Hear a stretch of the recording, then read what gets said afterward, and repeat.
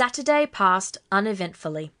The morning occupied by sleeping late and going out for brunch, and the afternoon by Ryan's mowing the grass while Liz relaxed on the sofa with cups of tea and the latest James Patterson. But on Sunday, something happened that shattered her calm.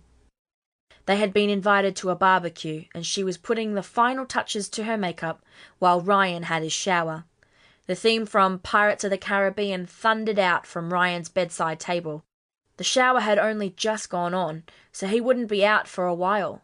She'd better see who it was, in case it was something urgent. Low man on the totem pole at his firm, Ryan sometimes got calls from criminal clients arrested over the weekend. She picked up the phone and swiped its fancy pattern to unlock it. But by the time she'd done it 4 times and finally succeeded in bringing up the screen, it had stopped ringing. She was about to bring up the missed calls list when it vibrated sharply in her hand, and the double beep announced a text message. "Sorry, can't make it Monday night. Can you please call me? Love, Lola," read the message.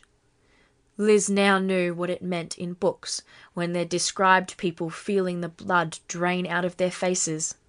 She'd always scoffed at the idea. How could you possibly feel something like that? But there was no mistaking that cold, prickly sensation in her face for anything else. She sat abruptly on the edge of the bed, just as her knees gave way. Lola. That had been the name of that glammed-up person they'd seen in the supermarket, the one Ryan had been all weird and bothered about. And then Hayley had been all weird when she'd turned up at his office to surprise him for lunch. The scene replayed in her head. Gone to his... And she'd asked, hadn't she? To his what?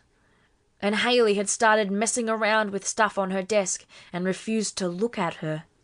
The shower squeaked as the water was shut off. She had, she knew, 6.5 minutes before Ryan came out. That was how long it took him to shave. Every single time. They'd laughed about it often enough, about his predictable, same-every-time ways of doing things, and her own slapdash approach. Now she wondered bleakly if they'd ever share a laugh again. Of more immediate importance was the question of what she would do, right now, or in... She glanced at the time display on Ryan's phone. 3 minutes. She whipped her head around, staring about the bedroom, but neither the wardrobe nor the dressing table provided any inspiration. She was vaguely surprised to find the pleasant, sunny room looking no different than it had a few minutes ago.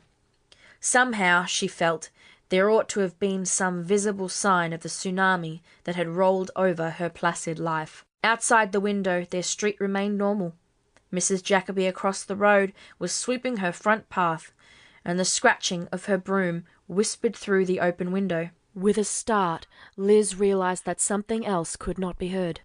The buzzing of Ryan's shaver had stopped. Her few minutes' grace were over. Even now, she could hear a soft footfall outside the door. Her heart pounded in her chest. As if, she thought, she were the guilty one. She reacted instinctively, switching off the phone and shoving it back on the bedside table, and stood to fluff the pillows as her husband, that faithless, cheating asshole, entered the room.